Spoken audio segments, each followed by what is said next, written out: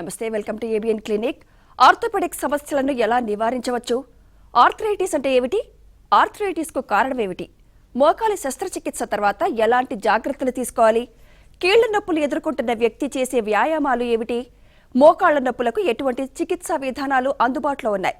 మరిన్ని వివరాలను తెలియజేయడానికి Renovo hospital director doctor Koteshwar Prasad garu మనతో పాటు స్టూడియోలో ఉన్నారు. హలో డాక్టర్ గారు. నమస్తే అండి. వెల్కమ్ టు ఆ స్టూడియో. వెల్కమ్. అసలు ఆర్థరైటిస్ అంటే ఏంటి, ఎందుకు వస్తుంటాయి, ఎవరిలో ఎక్కువ చూస్తుంటామంటారు? ఓకే, ఆర్థరైటిస్ అంటే చాలా కామన్గా అందరికీ తెలిసిన ఒక ఇదేంటి అంటే మోకాళ్ళకి సంబంధించి అని అనుకుంటారు. ఆర్థరైటిస్ అనేది మోకాళ్ళకు ఒక్కటే సంబంధించింది కాదు, ఎటువంటి జాయింట్స్ కన్నా బాడీలో మనకి వివిధ జాయింట్స్ ఉన్నాయి, అన్ని జాయింట్స్కి కూడా ఆర్థరైటిస్ అనేది రావచ్చు. షోల్డర్ ఆర్థరైటిస్ కానీ, మోకాళ్ళ ఆర్థరైటిస్ కానీ, యాంకిల్ ఆర్థరైటిస్ కానీ, హిప్ ఆర్థరైటిస్ కానీ. సో ఆర్థరైటిస్ అంటే ఏంటంటే బోన్కి మధ్యలో గ్యాప్ అనేది పెరగటం. బేసిక్గా పెరగటం అంటే అక్కడ ఉండే ఒక పొర ఉంటుంది, ఆర్టికులర్ సర్ఫేసెస్ అంటారు. ఈ ఆర్టికులర్ సర్ఫేసెస్ అనేది డీజనరేట్ అవటం వల్ల, అంటే కొన్నిసార్లు ఏజ్తో అవ్వచ్చు, కొన్నిసార్లు వేరియస్ కండిషన్స్, అంటే మనకి ఏదైనా రకరకాల రోగాల వల్ల టీబీ వల్ల రావచ్చు, లేకపోతే రుమటాయిడ్ ఆర్థరైటిస్ అని రావచ్చు. వీటి వల్ల ఏంటంటే ఈ బోన్ పైన ఉండే ఈ పొర ఏదైతే అరిగిపోతుందో తర్వాత హార్డ్ సర్ఫేస్ బోన్ కాంటాక్ట్కి వచ్చేసి లేదంటే ఇంకా క్రూడ్గా చెప్పాలంటే మోకాళ్ళలో గుజ్జు అనేది అరిగిపోవటం వల్ల ఈ ఆర్థరైటిస్ అనే దానికి దారితీయటం జరుగుతుంది. సో ఆర్థరైటిస్ ఏ ఏజ్ గ్రూప్ కన్నా రావచ్చు. ఒకప్పుడు అనుకునే వాళ్ళం ఆర్థరైటిస్ అంటే 60 ఏళ్ళకి లేకపోతే 65 ఏళ్ళకి రావటం అని. నో, ఆర్థరైటిస్ అనేది 20 ఏళ్ళ వాళ్ళకు కూడా ఆర్థరైటిస్ రావచ్చు. కాకపోతే వాళ్ళకు వచ్చే రీజన్, వాళ్ళకు వచ్చే కండిషన్ వేరే ఉండొచ్చు. అంటే ఏజ్తో నిమిత్తం లేకుండా ఎవరికైనా రావచ్చు అంటున్నారు ఈ arthritis. Is it hereditary? Arthritis is hereditary కాదండి. ఆర్థరైటిస్ ఈజ్ ప్యూర్లీ మెకానికల్ అంటే మనం చేసే పని మీద ఆధారపడి ఉంటుంది.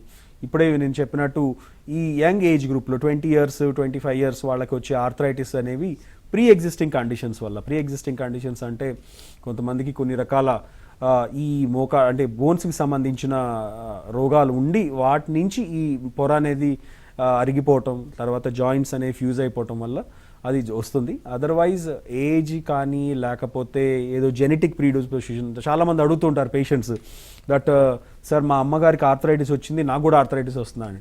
సో ఒకటే క్వశ్చన్, మీ అమ్మగారికి ఎట్లా 40 years 60 years ఏజ్ వచ్చిందో మీకు కూడా ఒక రోజు 40-60 years ఏజ్ వస్తుంది, అప్పుడు ఆటోమేటిక్గా ఆర్థరైటిస్ అనేది సెట్ ఇన్ అవుతుంది.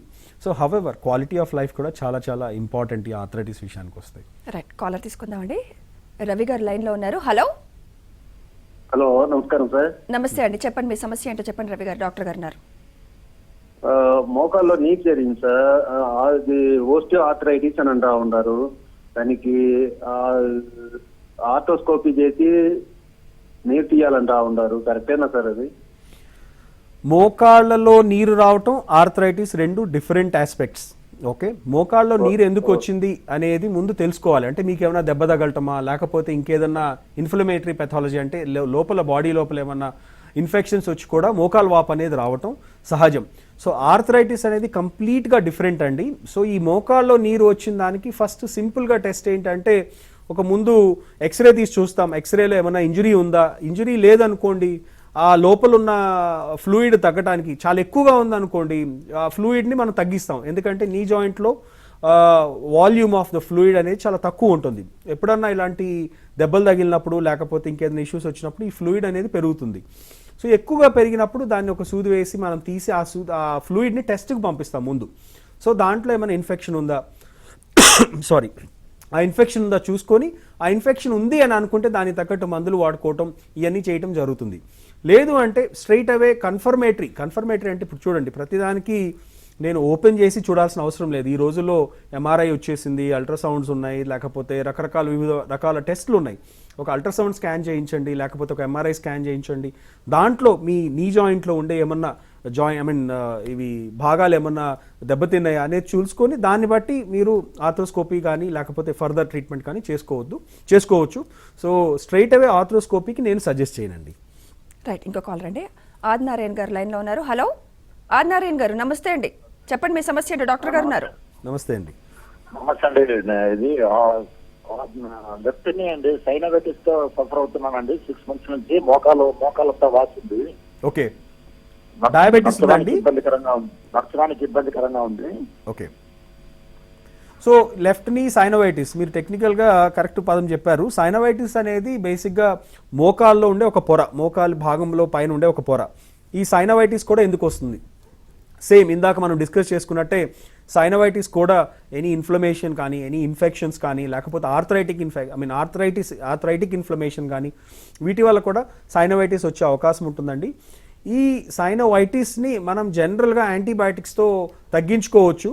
బట్ ఎంత సివియర్గా ఉంది అనేది అగైన్ సేమ్ థింగ్. బట్ ఏమన్నా కల్చర్స్ అంటే ఆ ఫ్లూయిడ్ని కల్చర్ పంపించడం, కల్చర్లో ఈ స్పెసిఫిక్ యాంటీబయాటిక్స్ వాటికి రెస్పాన్స్ యాంటీబయాటిక్స్ వస్తాయి.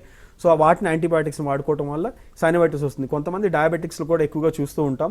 ఒకవేళ మీరు కనుక డయాబెటిక్ అయితే కనుక షుగర్స్ని కంట్రోల్లో పెట్టుకొని ఈ సైనోవైటిస్ అనే ప్రాబ్లమ్ని పెంచుకోకుండా చూసుకోండి. ఎందుకంటే నీ వాల్యూమ్ ఒక్కొక్కసారి 10 ml నుంచి 100 ml దాకా పెరిగే అవకాశం ఉంటుంది. రైట్, ఇంకో కాల్ రండి. వినోద్ గారు లైన్లో ఉన్నారు. హలో వినోద్ గారు. Hello madam. గుడ్ ఆఫ్టర్నూన్ అండి, చెప్పండి మీ సమస్య ఏంటో. సార్. గుడ్ ఆఫ్టర్నూన్ అండి. ఏం లేదు సార్, మా అంకుల్ కి 70 years ఏజ్. అతనికి ఓకే. అతనికి ఏమంటే మోకాలు కింద నుంచి front side, back side legs pain ఉన్నాయండి విపరీతంగా. అతనికి ఏదో L2, L3, L5 ఏదో ఏదో స్పైన్ లో ఏదో ప్రెస్ అయినాయి అంటున్నారు. ఓకే. అతనికి ఏంటంటే సార్, అతను సర్జరీ అవాయిడ్ చేసి ఏదన్నా కొద్దిగా పెయిన్ రిలీఫ్ ఏదన్నా 1 year అట్లా టెంపరీగా ఛాన్స్ ఉందని అడుగుతారు. ఫస్ట్ 70 years అని ఏజ్ చెప్పారు మీరు. 70 years అంటే స్పైన్ ఇష్యూయే కాకుండా మోకాల్లో కూడా ఇష్యూ ఉండే అవకాశం ఉంటుంది. స్పైన్లో ఒకవేళ L2, L3 కనుక ప్రాబ్లం ఉండుంటే డెఫినెట్లీ ఫస్ట్ స్ట్రైట్ అవే మోకాల్ దగ్గర ప్రెజెంట్ అవ్వదు. సో మోకాల్లో ఉన్న ప్రాబ్లమ్ని మీరు ముందు మందులతోనో, ఇప్పుడు ఆపరేషన్ చేయించుకోవాల్సిన అవసరం అనేది లేదండి. ఆపరేషన్ అనేది నెంబర్ 1 ఒకటి ఏంటంటే ప్యూర్లీ పేషెంట్ చాయిస్. పేషెంట్కి కంఫర్టబుల్గా నడవటం కోసం సర్జరీ, డాక్టర్ కోసం సర్జరీ కాదు. Remember this point. Okay. Doctor ఎవరన్నా మీకు సర్జరీ అవసరం అందంటే నో, డోంట్ బిలీవ్ దట్. ఎందుకంటే సర్జరీ అనేది ఆ పేషెంట్కి సంబంధించిన నీడ్ కాబట్టి, ఒకవేళ ఆ పేషెంట్కి నిజంగా ఆయనకి చాలా నొప్పి ఉండి, ప్రాబ్లం ఉండి నడవలేకపోతున్నారు అని అంటే డెఫినెట్లీ సర్జరీ అవసరం. కాకపోతే ఈ L2, L3 అనేది ఎంత మటుకు వెడ్జ్ అయింది అంటే ఎంత మటుకు కొలాప్స్ అయింది అనేది కూడా చాలా చాలా కీ పాయింట్. కొలాప్స్ అయితే ప్రాబ్లం లేదు. కొలాప్స్ అయిన తర్వాత దాని వెనకే నరం ఉంటుంది. ఇది వెళ్ళి స్పైనల్ కార్డ్ని కనుక తంతూ ఉంటే ఆటోమేటిక్గా నుంచున్నప్పుడు లేకపోతే 4 అడుగులు వేసినప్పుడు పెయిన్ వస్తూ ఉంటుంది. దాన్నే రాడిక్యులర్ పెయిన్ అని అంటాం.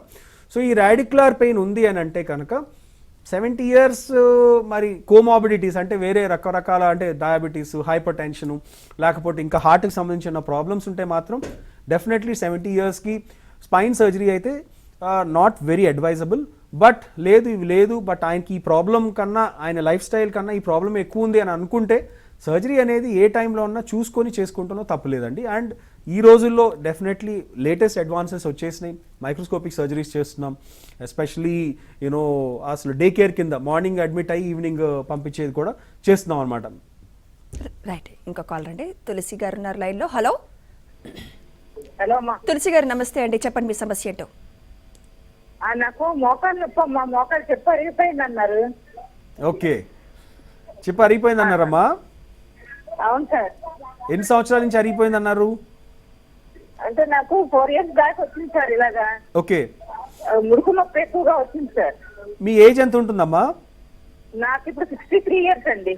Very good. 63 years కూడా మీరు ఇంకా బాగా నడుస్తున్నారంటే మా ఏజ్ వాళ్ళు 60కి వచ్చేసరికి ఇళ్లలో కూర్చొని ఉంటాం. సో 63 yearsకి మీరు నడుస్తున్నారు, ఇంకా కొంచెం పెయిన్స్ అవి ఉన్నాయంటే ఒకసారి ఎక్స్రేలు చూస్తారమ్మా జనరల్గా డాక్టర్స్. ఎక్స్రే అంటే మోకాళ్ళకి సంబంధించి ఎక్స్రే, స్టాండింగ్ ఎక్స్రే అంటాం, అది నుంచొని తీయాల్సి వస్తుంది. అది చూసినప్పుడు గ్యాప్ అనేది మన గ్యాప్ బాగా తగ్గిపోయి ప్రాబ్లం ఎక్కువగా ఉంది అని అంటే కనుక డెఫినెట్లీ ఉన్న సర్జరీస్ అన్నిటిలోకి మంచి సెంటర్స్లో చేస్తే knee replacement is the safest surgery. And మీరు ఎటువంటి భయం లేకుండా ఒక మంచి సెంటర్, మంచి డాక్టర్ని చూసుకోండి. సో డెఫినెట్గా అది అరిగిపోయింది అంటే కనుక డెఫినెట్లీ మీరు నీ రీప్లేస్మెంట్ చేయించుకోవచ్చు. కాకపోతే ఒకవేళ అరిగిపోలేదు, ఒక 50% అరిగిపోయింది అలా ఉంటే కనుక దానికి రకరకాల ట్రీట్మెంట్స్ ఉన్నాయమ్మా. ఇప్పుడు ఆల్టర్నేటివ్ ట్రీట్మెంట్స్ అనేవి చాలా ఇంప్రూవ్ అయినాయి అనమాట. ఇప్పుడు మేము మా రినోవా హాస్పిటల్లో బేసిక్గా ఎస్పెషలీ ఈ PRP therapies, platelet rich plasma therapy, లేకపోతే ఆస్టియోబ్లాస్ట్ థెరపీ, ఇలాంటివన్నీ కూడా అడ్వాన్స్డ్ స్టెమ్ సెల్ థెరపీస్ అన్నీ చేస్తున్నాం. ఒకప్పుడు చాలా కాస్ట్లీ ఉండేయమ్మా ఈ ట్రీట్మెంట్స్ అన్నీ కూడా. బయట వెళ్తే ఇప్పటికీ కూడా 40,000, 50,000, ఇంకొక కొన్ని చోట్ల అయితే ఆపరేషన్ కన్నా ఎక్కువ ఛార్జ్ చేస్తున్నారు వీటన్నిటికీ. కాకపోతే ఏంటంటే అవి అంత కాస్ట్ ఉండవు. ఎందుకంటే ఇవన్నీ కూడా చాలా లో కాస్ట్లో మేము తీసుకురావడానికి యుఎస్ఏ నుంచి యూకే నుంచి తీసుకురావడానికి ప్రయత్నం చేస్తున్నాం. పిఆర్పి ట్రై చేయడంలో తప్పులేదమ్మా. అది మేబీ 5,000 to 10,000 రూపీస్లో కూడా ఆ పిఆర్పి ట్రీట్మెంట్ అనేది అయిపోతుంది. దాంతో ఒకసారి మీరు అటెంప్ట్ చేయొచ్చు. మెయిన్ సర్జరీకి వెళ్ళబోయే ముందు పిఆర్పి పనిచేస్తుందా లేదా అనేది. ఒకవేళ పని చేయలేదు అనుకోండి, ఒక 5,000 పోతాయి. పని చేస్తుంది అనుకోండి, మీకు మళ్ళీ హ్యాపీగా ఒక సంవత్సరం పాటు మంచి క్వాలిటీ ఆఫ్ లైఫ్ ఉంటుంది. కాబట్టి సో ఆపరేషన్ అవసరమా లేదో ముందు తెలుసుకోండి. సో అది ఇంపార్టెంట్. రైట్, ఇంకో కాల్ రండి. వెంకటేష్ గారు లైన్లో ఉన్నారు. హలో వెంకటేష్ గారు, నమస్తే అండి. చెప్పండి మీ సమస్య ఏంటో. డాక్టర్ గారు ఉన్నారు. నమస్తే వెంకటేష్ గారు. సార్ నమస్తే. వెంకటేష్ గారు చెప్పండి మీ సమస్య ఏంటో. చెప్పండి మీరు వెంకటేష్ ముందు గారు. ప్లీజ్ వెంకటేష్ గారు ప్లీజ్ ముందు టీవీ వాల్యూమ్ మ్యూట్ చేసి డైరెక్ట్ ఫోన్ లో మాట్లాడరా, అయితే కాల్ కట్ అయిపోతుంది. నమస్తే సార్. నమస్తే అండి. ఈ ముఖాల నొప్పులు ఉన్నాయి సార్. హాస్పిటల్ వెళ్తే ఏంటంటే ఏ సార్ ఎక్కువ ఉంది అంటున్నారు. ఏది ఎక్కువ అండి? పీరియడ్స్ అవుతాను సార్. మోకాలు నొప్పులు సార్. ఓకే. ఏ సార్ ఎక్కువ ఉంది అని చెప్పారు సార్. Okay okay. దానికి ఏంటి సొల్యూషన్ ఏంటి సార్? Okay, fantastic. యాక్చువల్లీ ఏబిఎన్కి వెరైటీ ఆఫ్ కాల్స్ వస్తున్నాయి. Yes, yes. మా ఎంటైర్ ఆర్థోపెడిక్ ప్రాబ్లమ్స్ అన్ని పేషెంట్స్ కాల్ చేస్తున్నారు. ఈఎస్ఆర్ అనేది ఎరిథ్రోసైట్ సెడిమెంటేషన్ రేట్. అంటే బాడీలో ఎటువంటి ఇన్ఫెక్షన్ పెరిగినా ఈఎస్ఆర్ అనేది పెరుగుతుంది. మీకు జ్వరం వచ్చినా పెరుగుతుంది, కోల్డ్ కాఫ్ వచ్చినా పెరుగుతుంది, లేకపోతే ఇంకేదైనా ఇన్ఫ్లమేషన్ వచ్చినా పెరుగుతుంది, కడుపులో నొప్పి వచ్చినా ఈఎస్ఆర్ పెరుగుతుంది. ఏ ఇన్ఫెక్షన్ ఉన్నా బాడీలో ఈఎస్ఆర్ అనేది పెరుగుతుంది. మోకాళ్ళకి సంబంధించి ఈఎస్ఆర్ పెరగటం అనేది దానికి దీనికి పెద్ద కనెక్షన్ ఏం లేదు. కానీ మీరు మోకాళ్ళ నొప్పులు ఉన్నాయి అంటున్నారు, ప్లస్ ఈఎస్ఆర్ పెరిగింది అంటున్నారు. కాబట్టి ఈఎస్ఆర్ ఎందుకు పెరిగింది అంటే ఈఎస్ఆర్తో పాటు కొన్ని సంబంధిత రోగాలు ఉన్నాయి. ఎస్పెషల్లీ రుమటాయిడ్ ఆర్థరైటిస్ అనే ఒక ప్రాబ్లం ఉంటుంది. ఈ రుమటాయిడ్ ఆర్థరైటిస్లో ఏంటంటే పొద్దున పూట నొప్పులు ఎక్కువగా ఉంటాం. ఎర్లీ మార్నింగ్ మనం లేవగానే జాయింట్స్ అన్ని పట్టేసినట్టు ఉంటాం, లేకపోతే కొంచెంసేపు నడవలేకపోవటం, మళ్ళీ స్లోగా కొంచెం ఒక 10 అడుగులు వేస్తే వాకింగ్ అది నార్మల్ అవ్వటం, ఇవన్నీ కూడా రుమటాయిడ్ ఆర్థరైటిస్లో సైన్స్. వాటిలో ఈఎస్ఆర్ అనేది కొంచెం పెరుగుతుంది. లేదు అంటే ఎనీ కైండ్ ఆఫ్ ఆర్థ్రోపతీస్ అంటాం, వాటిలో కూడా ఈఎస్ఆర్ పెరిగే అవకాశం ఉంటుంది. అసలు ఈఎస్ఆర్ ఎందుకు పెరిగింది అనేది ఒట్టి మోకాళ్ళతో అయితే సంబంధం లేదండి. మోకాళ్ళకే ఉన్న ప్రాబ్లం ఉంది అంటే ముందు ఒకసారి మోకాళ్ళ ఎక్స్రే తీయించుకోండి. ఆ తర్వాత ఈఎస్ఆర్తో పాటు కొన్ని బ్లడ్ టెస్ట్లు ఉంటాయి, అవి కూడా చేయించుకుంటే కన్ఫర్మేషన్ వస్తుంది మనకి. ఇది ఆ ఈఎస్ఆర్ అనేది చాలా నాన్ స్పెసిఫిక్, దానికి దీనికి పెద్ద సంబంధం లేదు. రైట్, అయితే ఆర్థరైటిస్ అనేవి ఎన్ని రకాలు sir? Is it auto immune disorder ఇవన్నీ? నో, ఆర్థరైటిస్ అనేది purely mechanical. Okay, mechanical is first point, that is primary osteo arthritis అంటారు. సెకండ్ వచ్చేసి ట్యూబర్క్యులర్ ఆర్థరైటిస్ అంటే టీబీ గనక మన దేశంలో చాలా ర్యాంపెంట్గా ఉండేది ఒకప్పుడు. ఈ టీబీకి సంబంధించిన ఆర్థరైటిస్ కూడా సెకండ్ థింగ్. మూడోది వచ్చేసి రుమటాయిడ్ ఆర్థరైటిస్, ఇప్పుడే మనం మాట్లాడుకున్నాం. నాలుగోది వచ్చేసి యాంక్లోజింగ్ స్పాండిలైటిస్. అట్లా ఆర్థరైటిస్ అనేది రకరకాలుగా వస్తుందన్నమాట. సో ఒక ప్రైమరీ ఫోకస్ అనేది బేసిక్గా ఇండియాలో ఎక్కువ 60% and above primary osteoarthritis mechanical అంటే ఏజ్ వల్ల వచ్చేది ఎక్కువ ఉంటుంది అనమాట. రైట్, అంటే నార్మల్ పెయిన్ ఆర్థరైటిస్ పెయిన్ ఎలా గుర్తించాలంటారు? How to differentiate? Normal pain అంటే ఆర్థరైటిక్ పెయిన్ అనేది యాక్టివిటీని బట్టి. మనం ఒక 10 అడుగులు వేస్తే ఒక 6 కిలోమీటర్ నడిచామంటే పెయిన్ వస్తుంది, మెట్లు ఎక్కితే పెయిన్ వస్తుంది, కింద కూర్చుంటే పెయిన్ వస్తుంది. వెరస్ నార్మల్ పెయిన్ అనేది వచ్చి మేబీ ఒక 1-2 డేస్ ఉండొచ్చు, దెన్ మెడికేషన్ తీసుకుంటే వెళ్ళిపోతుంది. బట్ ఆర్థరైటిస్ లో కంటిన్యూస్ గా మెడికేషన్ తీసుకున్నా మీకు పెయిన్ తగ్గదు. రైట్, ఇంకో కాల్ రండి. నాయుడు గారు లైన్ లో ఉన్నారు. హలో నాయుడు గారు, నమస్తే అండి. నమస్తే. చెప్పండి మీ సమస్య అంటే చెప్పండి. అదే నాకు డయాబెటీస్ ఉంది, 22 years. నమస్తే అండి. నమస్తే అండి. నాకు 51 years అండి, అనకాపల్లి. ఓకే, హలో వింటున్నామండి, చెప్పండి. 51 years అండి, అనకాపల్లి. డయాబెటీస్ ఉంది నాకు. ఓకే మోకాలు లెఫ్ట్ లెగ్ ఎక్కువ వస్తుందండి. Okay, 61 years diabetic left leg plus Anakapalli ఒకటి నోట్ చేశాను. అనకాపల్లికి ఆర్థరైటిస్కి ఏం సంబంధం లేదండి, బట్ 61 yearsకి డయాబెటీస్కి మాత్రం డెఫినెట్లీ సంబంధం ఉంది. సో 61 ఏళ్ళు అంటే మీరు బేసికలీ థర్డ్ క్వార్టర్ ఆఫ్ లైఫ్లోకి ఎంటర్ అయ్యారు. కాబట్టి ఇప్పుడిప్పుడే మోకాళ్ళ అరుగుదల అనేది స్టార్ట్ అయి ఉండొచ్చు. అసలు అనకాపల్లి సైడ్ అంతా పొలాలు ఇవన్నీ ఎక్కువ కదా, బాగా మీరు తిరుగుతూ ఉంటారేమో ఎక్కువ పొలాల్లో అది. సో ఎక్కువ వాకింగ్ చేయటం వల్ల, లేకపోతే ఎక్కువ టైంకి సరైన ఆహారం తీసుకోకపోవటం వల్ల, పోషకాహారం లేకపోవటం వల్ల కూడా ఆర్థరైటిస్ అనేది కొంచెం అర్లీగా, ఈ రోజుల్లో అన్నీ పొల్యూటెడేనండి. Water is polluted, air is polluted, మనం తినే ఆహారం ఈజ్ పొల్యూటెడ్. అన్నింటిలో కూడా పెస్టిసైడ్స్ లేకుండా ఒక ప్లాంట్ రాదు, ఒక పెస్టిసైడ్ లేకుండా ఒక ఫ్రూట్ పెరగదు, ఒక వాటర్లో ట్రీట్మెంట్ ఒక 10 రకాల కెమికల్స్ లేకుండా మనం వాటర్ తాగలేం. ఇలా అన్నీ కూడా పొల్యూట్ అయిపోయినాయి. అందుకనే మన అమ్మమ్మలు తాతయ్యలు చాలా యాక్టివ్గా ఉండేవాళ్ళు. ఇప్పటికీ మా అమ్మమ్మలు తాతయ్యలకి దెర్ ఇస్ నో ప్రాబ్లం, వాళ్ళు హ్యాపీగా నడుస్తున్నారు, హ్యాపీగా ఇది చేసుకుంటున్నారు. కానీ మనం ఎందుకు ఇట్లా వీక్ అయిపోతున్నాం? 60 years, నిజానికి 60 years అంటే పెద్ద ఏజ్ అని అనకూడదు, బట్ ఇండియాలో ఇంకా 60 years అనగా మీ లైఫ్ అయిపోయింది, మోకాళ్ళు అరిగిపోయినాయి, లేకపోతే వెన్నెముక ప్రాబ్లమ్స్ వచ్చినాయి అని అంటారు. రీజన్ ఏంటి అంటే ఈ వెస్టర్నైజేషన్ ఆఫ్ లైఫ్ స్టైల్. దీంతో పాటు మనం తినే ఆహారంలో ఈ పొల్యూటెంట్స్ కానీ కెమికల్స్ కానీ ఎక్కువగా ఉంటాం. So key to good health అంటే మీ నీకి సంబంధించిన గుడ్ హెల్త్కి కావాల్సిన ఇంపార్టెంట్ పాయింట్స్ ఏంటంటే పోషకాహారం. But you know that's a broad problem. ఏంటంటే పోషకాహారం అంటే ఎక్కడి నుంచి తెచ్చుకోవాలి? మనం పెరిగేయన్నీ అయ్యే తినాల్సి వస్తుంది, మనం ఇంకెక్కడి నుంచైనా పండించి తీసుకోవాలి. బట్ ఉన్న వాటిలో న్యాచురల్గా ఇంట్లో పండించుకోగలిగితే, ఇంట్లో అంటే ఇప్పుడు ఈ మధ్య బాగా ఇది హోమ్ గ్రోయింగ్, హోమ్ గార్డెన్స్ అని వస్తున్నాయి. లేదు అంటే అట్లా న్యాచురల్గా అవైలబుల్ ఫ్రెష్ ఫుడ్స్ తినడం కూడా చాలా చాలా ఇంపార్టెంట్. కాల్షియం రిచ్ ఫుడ్స్ తినడం కూడా చాలా ఇంపార్టెంట్. ఈ జాగ్రత్తలు తీసుకుంటే బాగానే ఉంటుందండి. ప్లస్ మీకు డయాబెటీస్ ఉంది అంటున్నారు కాబట్టి డయాబెటీస్కి నీ ఆర్థరైటిస్కి పెద్ద కనెక్షన్ ఏం లేదు. డయాబెటీస్ నుంచి వచ్చే వేరే ఇష్యూస్ ఉండొచ్చు, కానీ నీ ఆర్థరైటిస్ అనేది ప్యూర్లీ మీ ఏజ్కి సంబంధించింది. మీరు కూడా ఏంటంటే కొంచెం దుంపలు ఇవన్నీ కూడా తగ్గించండి. తర్వాత ఆర్థరైటిస్కి సంబంధించి కొంచెం పుల్లటి పదార్థాలు, చింతపండు ఒకటి, టొమాటో ఒకటి, టామరిన్ అంటే చింతపండు, టొమాటో అండ్ క్యాబేజ్ ఒకటి కొంచెం తగ్గించండి. ఈ తగ్గిస్తాం వల్ల ఏంటంటే జాయింట్ హెల్త్ అనేది బాగుంటుంది. వాటర్ ఎక్కువగా తీసుకోండి. కింద కూర్చోవటం అవాయిడ్ చేయండి. నేలపైన బాస్పట్లు వేసుకొని కూర్చుంటారంటారు కదా, అట్లా కూర్చుంటాం అవాయిడ్ చేయండి. వీటన్నిటి వల్ల కొంచెం జాయింట్ హెల్త్ పెరుగుతుంది. కొన్ని మెడికేషన్స్ వస్తాయి, గ్లూకోజామిన్స్ అంటాం, కానీ మీరు డయాబెటిక్స్ కాబట్టి గ్లూకోజామిన్స్ ఎక్కువ వాడటం వల్ల మీకు షుగర్స్ పెరిగే అవకాశం ఉంటుంది. న్యాచురల్గా మనం తినే ఫుడ్లోనే ఫైబర్ ఇవన్నీ యాడ్ చేసుకుంటే మీ జాయింట్ హెల్త్ బాగుంటుంది. రైట్, ఇంకో కాల్ రండి. అజయ్ గారు లైన్లో ఉన్నారు. హలో అజయ్ గారు, నమస్తే అండి. నమస్తే. నమస్తే మేడం. చెప్పండి మీ సమస్య. నమస్తే అండి అజయ్ గారు. సార్ నేను గోవా నుంచి మాట్లాడుతున్నాను సార్. రైట్, చెప్పండి. హలో, చెప్పండి సార్. యా సార్, యాక్చువల్లీ 1999లో ఓకే. మోకాళ్ళు కొద్దిగా నేను బాస్కెట్ బాల్ ఆడితే మోకాళ్ళు కొద్దిగా స్ట్రెయిన్ వచ్చింది సార్ లెఫ్ట్ నీలో. ఓకే. నౌ ఆల్మోస్ట్ 21 years అయింది. ఓకే.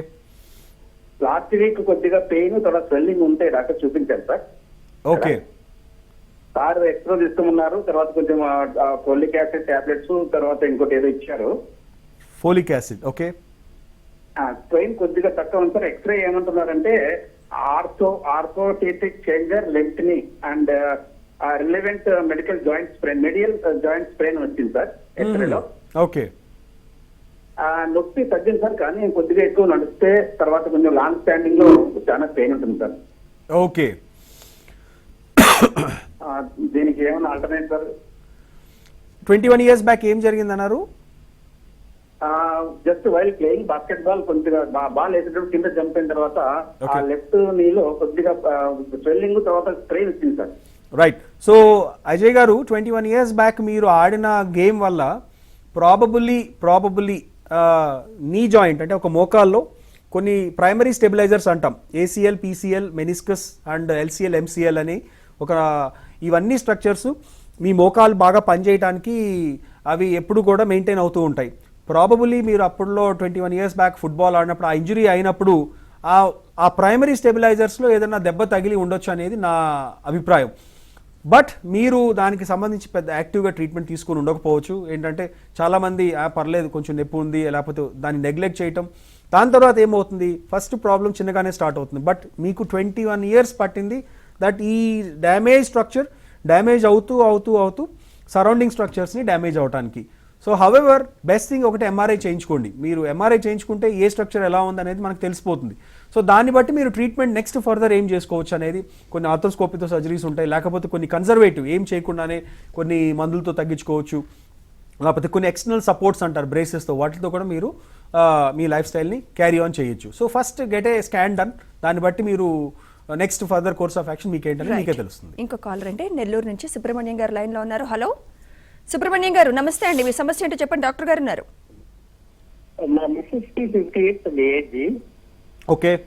కాళ్ళు వాపులు ఉన్నాయి. ఓకే. జనరల్ మెడిసిన్ లో చూపించాము. ఓకే. కానీ కాళ్ళు నడవలేకపోతున్నాండి. ఓకే. రైట్. మా కాళ్ళు ఓకే, బాగా నొప్పి వస్తున్నాయి. Right sir. So 58 years women especially, అంటే జనరల్గా కూడా ఉమెన్లో ఏంటంటే ఒక 45 ఇయర్స్ తర్వాత ఈ బోన్స్ అనేవి వీక్ అవటం అనేది జరుగుతాయి. బేసికలీ ఆస్టియోపోరోసిస్ అంటాం. సో దాని తర్వాత నెక్స్ట్ వచ్చే ప్రాబ్లం రుమటాయిడ్ ఆర్థరైటిస్.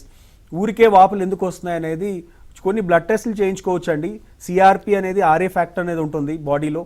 ఈ బ్లడ్ టెస్టులు కనుక పాజిటివ్ వస్తే దానివల్ల కూడా మీకు ఈ రుమటాయిడ్ ఆర్థరైటిస్ అంటే జాయింట్స్ వాపులు రావటం అనేది జరుగుతుంది. సో బేసిక్గా మీరు ప్రాపర్గా థరోగా చెక్ చేయించండి అసలు ఎందుకు వాపులు వస్తున్నాయి అనేది. ఒక్కొక్కసారి బీపీ ఉన్న వాళ్ళకి, లేకపోతే యూరిక్ యాసిడ్ పెరిగినా కానీ ఇట్లా రకరకాలుగా ప్రాబ్లమ్స్ పెరిగే అవకాశం ఉంటుంది. Right. Through phone it is difficult. నేను అంటే మీరు ఏం చెప్తున్నారు అనేది నేను అర్థం చేసుకోవాలి, కానీ ఎందుకు అనేది కొన్ని వేల రీజన్స్ ఉండొచ్చు. ఒకసారి ప్రాపర్గా దాన్ని ఇన్వెస్టిగేట్ చేయించండి. రైట్. అయితే డాక్టర్ గారు, కొంతమంది కోవిడ్ నుంచి రికవర్ అయిన వాళ్ళు జాయింట్ పెయిన్ కంప్లైంట్ చేస్తున్నారు. ఎందుకంటారు, ఎలా నివారించవచ్చు అంటారు? It's one of the excellent topics అండి. ఇప్పుడు అసలు ప్రతి మీడియా హౌస్ కూడా ఈ టాపిక్ని చాలా హైలైట్గా తీసుకెళ్లాల్సిన అవసరం చాలా ఉంది. రీజన్ ఏంటి అంటే, కోవిడ్ టైంలో కోవిడ్ వచ్చిన వాళ్ళందరికీ ఒక చిన్న మెసేజ్ ఇస్తున్నాను. కోవిడ్ వచ్చి బయటపడ్డారంటే మీరందరూ వారియర్స్. బేసిక్గా ఒక పెద్ద యుద్ధాన్ని గెలిచి బయటకు వచ్చారు. యుద్ధం అక్కడ అవ్వలేదు, ఇంకా కొన్ని రోజులు కంటిన్యూ అవుతుంది. ఎందుకంటే యుద్ధం నుంచి వచ్చిన తర్వాత మనం కొన్ని దెబ్బలతో వస్తాం కదా బయటికి. ఆ దెబ్బలు హీల్ అవడానికి టైం పడుతుంది. సో ఎస్పెషల్లీ కోవిడ్ టైంలో ట్రీట్మెంట్స్ అనేవి తీసుకున్నప్పుడు చాలా మెడికేషన్స్ వాడతాం. అంటే కోవిడ్ ఆ వైరస్ నుంచి మనం సిస్టమ్స్ని కాపాడటం కోసం రకరకాల మందులు, స్టిరాయిడ్స్ కానివ్వండి, యాంటీ ఇన్ఫ్లమేటరీ ఏజెంట్స్ కానివ్వండి, లేకపోతే ఈ యాంటీవైరల్ డ్రగ్స్ కానివ్వండి, ఇవన్నీ కూడా ఎక్కువ వాడటం జరుగుతుంది. సో అన్ యావరేజ్ ఒక లైఫ్ టైంలో ఒక మనిషి ఎంత స్టెరాయిడ్ వాడతాడో ఒక కోవిడ్ వచ్చిన patient more than 200 to 400 times steroids వాడే అవకాశం ఉంది. ఎందుకంటే లైఫ్ సేవర్ అది వాడకపోతే కోవిడ్ నుంచి బయటికి రాలేం. కానీ దీని నుంచి వచ్చే సైడ్ ఎఫెక్ట్స్ వెంటనే రావు. ఈ సైడ్ ఎఫెక్ట్స్ అనేవి ఇట్ విల్ టేక్ 6 months. ఈ 6 months తర్వాత స్లోగా ఏమవుతాయి, ఫస్ట్ ఈ స్టెరాయిడ్ వల్ల ఏమవుతుందంటే బేసిక్గా జాయింట్స్లో ఉండే బ్లడ్ సప్లై అనేది దెబ్బతింటుంది. దాన్నే ఏవియన్ అని మేము అంటాం. ఏవియన్ అంటే వాస్కులర్ నెక్రోసిస్. ఎస్పెషల్లీ హిప్ జాయింట్స్కి సంబంధించి, హిప్స్ అంటే మన ఇక్కడ ఉండే హిప్ జాయింట్స్ని ఏమంటారు తెలుగు, 20 జాయింట్స్ అంటే 20 జాయింట్స్ అంటారు. సో దానికి సంబంధించిన బ్లడ్ సప్లై ఎఫెక్ట్ అవటం వల్ల హిప్ ప్రాబ్లమ్స్ అనేవి ఏ ఏజ్ గ్రూప్లో అయినా రావచ్చు. As early as 15 years, as old as 70 years. So ఏ ఏజ్ గ్రూప్ వాళ్ళకైనా ఈ ప్రాబ్లం వచ్చే అవకాశం ఉంది. సో కాన్స్టెంట్గా మన హిప్ హెల్త్ ఎలా ఉందనేది చెక్ చేసుకుంటానికి జస్ట్ కింద కూర్చుంటాం. ఒకసారి హాస్పిటల్ వేసుకొని కింద కూర్చొని లేచేటప్పుడు ఏమన్నా పెయిన్ ఉందా, నెంబర్ 1. అండ్ నెంబర్ 2, రాత్రిపూట పడుకున్నప్పుడు ఏమన్నా తీపి పెయిన్, అంటే like some kind of vague pain, మనకి ఏదో పెయిన్ ఉంది జాయింట్స్లో అనేది ఒకటి. మూడోది ఏంటంటే ఎక్కువ టైం వాక్ చేసి ఎక్కువ టైం స్టాండింగ్లో ఉన్నా కానీ ఈ హిప్ జాయింట్స్లో పెయిన్ రావటం అనేది, ఈ కొన్ని సిమ్టమ్స్ అనేవి స్టార్ట్ అవుతాయి. ఇవి స్టార్ట్ అయినప్పుడు ఎవరు కూడా నెగ్లెక్ట్ చేయొద్దు. It's a self test. అందరికీ కూడా సెల్ఫ్ టెస్ట్ అంటే అది రావాలని నేను కోరుకోవట్లేదు, కానీ ఇది one of the side effects కాబట్టి ప్రతి ఒక్కళ్ళు బీ అవేర్. అంటే మన బాడీలో మనకి ఏం జరుగుతుంది అనేది మనం తెలుసుకోవాలి ముందు. సో అట్లీస్ట్ నా ద్వారా, ఏబిఎన్ ద్వారా నేను ఒకటి మీకు ఎందుకు కన్వే చేస్తున్నాను అంటే, ఈ టాపిక్ గురించి ఎవరు చెప్పరు, ఇది మీరు తెలుసుకోవాలి. ఎందుకంటే ఏదైతే ఈ స్టెరాయిడ్ వాడకం వల్ల ఈ హిప్స్లో ఏవియన్ అనేది వస్తుందో అది ప్రోగ్రెసివ్ ప్రాబ్లం. అది ఒకసారి వస్తే మళ్ళీ హిప్ జాయింట్ మార్పిడి చేయకుండా ఎటువంటి what you call that alternate treatments చాలా తక్కువ ఉన్నాయి, అవి పని కూడా చెయ్యవు. సో కాబట్టి ఈ హిప్ హెల్త్ గురించి కూడా మీరు మంచిగా దాని అవగాహన పెంచుకొని యాక్టివ్ లైఫ్ స్టైల్ మెయింటైన్ చేయండి. ఎప్పుడు కూడా ఎక్కువగా హై వెలాసిటీ ఎక్సర్సైజెస్ చేయొద్దని కూడా చెప్తున్నారు ఈ మధ్య. అంటే జంపింగ్ ఒకటి, లేకపోతే ఎక్కువగా డాన్సెస్ కానీ, ఇవన్నీ కూడా హిప్ పైన ఎక్కువ డ్యామేజ్ అయ్యే యాక్టివిటీస్ చేయకుండా ఉంటాం. తర్వాత మంచి healthy life style, morning wax కానీ ఇవన్నీ చేసుకుంటూ ఉంటే అట్లా ఏమైనా ప్రాబ్లం వచ్చిందంటే వెంటనే మీరు హాస్పిటల్కి విజిట్ చేస్తే అది కూడా మీకు సాల్వ్ అవుతుంది. రైట్. కాలర్ తీసుకుందామండి. జయసింహ గారు లైన్లో ఉన్నారు. హలో, నమస్తే అండి, చెప్పండి మీ సమస్య ఏంటి డాక్టర్ గారు? నమస్తే మేడం. హలో, నేను అనంతపురం నుంచి మాట్లాడుతున్నాను మేడం. చెప్పండి sir. Good afternoon sir, Koteswara Prasad garu. Very good afternoon sir, చెప్పండి సార్. సార్ నాకు 60 years age sir. Okay sir. నాకు 60 years ఏజ్ సార్. ఓకే. నాకు L4 L5 bulge అయిందన్నారు. Okay sir, నేను ఇక్కడ పోతే ఎంఆర్ఐ చేయించాను అనంతపూర్లో. ఓకే. డాక్టర్ దగ్గర కన్సల్ట్ అయితే వాళ్ళు సర్జరీ సజెస్ట్ చేశారు సార్. ఓకే. సో నేను కొంచెం కాంప్లికేటెడ్ గా ఉంది, నడవడం కూడా ఇబ్బందిగా ఉంది సార్. రైట్ లెగ్ మొత్తం నమ్నెస్ వస్తుంది సార్. Okay okay sir. సార్ దానికి మీ సజెషన్స్ కావాలి yes sir. Yes L4 L5 నేను ఇందాకే పాయింట్లో చెప్పాను, ఏ సర్జరీ కూడా డాక్టర్కి కాదు, surgery is for the patient. మీరు ఇప్పుడు చెప్తున్న సిమ్టమ్స్ అన్నీ కూడా చాలా సివియర్గా ఉన్నట్టు తెలుస్తుంది. ఎందుకంటే నమ్నెస్ అనేది అంటే నరం పైన కంటిన్యూస్గా ప్రెషర్ పడుతుంది అని అర్థం. అది ఇంకొన్ని రోజులు ఉండొచ్చు, అంటే ఒక 4 వీక్స్ తర్వాత 6 వీక్స్ తర్వాత సడన్గా మీరు నడిచేటప్పుడు సడన్గా మీ కాలు పడిపోవటం లేకపోతే యూరిన్ బంద్ అయిపోవటం అనేది జరిగే అవకాశాలు ఉంటాయి. దాన్ని కోడా ఎక్కువైనా అంటారు. సో ఈ సిమ్టమ్స్ అన్నీ కూడా డెఫినెట్లీ సర్జరీకి అంటే అనుగుణంగానే ఉన్నాయి. అంటే నేను ఎంఆర్ఐ అయితే చూడలేదు కానీ మీరు చెప్పే సిమ్టమ్స్ ప్రకారం. హవెవర్ స్పైన్ సర్జరీసు ప్రాపర్గా బాగా అవగాహన ఉన్న చోట మంచి సెంటర్లో చేయించుకుంటే అబ్సల్యూట్లీ సేఫ్ అండి. ఒకప్పుడు స్పైన్ సర్జరీస్ అంటే అమ్మో చాలా భయపడేవాళ్ళు, ఇది చేస్తే కాళ్ళు పడిపోతాయని. బట్ ఈ రోజుల్లో స్పైన్ సర్జరీ అనేది వెరీ వెరీ సేఫ్. సో మంచి సెంటర్లో కొంచెం ఎక్స్పీరియన్స్ ఉన్న డాక్టర్ చేత చేయించుకోండి, మీకు మంచి క్వాలిటీ ఆఫ్ లైఫ్ ఉంటుంది. సో మొత్తానికి ఆర్థోపెడిక్ ఇష్యూస్కి Renova hospital is the best option అంటారు, right? Renova hospital is the best because మేమందరం చాలా కష్టపడి రోజంతా పనిచేస్తున్నాము. Right, thank you doctor. మీరు మా స్టూడియోకి వచ్చి మీ సలహాలు సూచనలు మాకు తెలియజేసినందుకు థ్యాంక్ యూ వెరీ మచ్. ఇది ఇవాల్టి ABN clinic. Stay fit, stay healthy.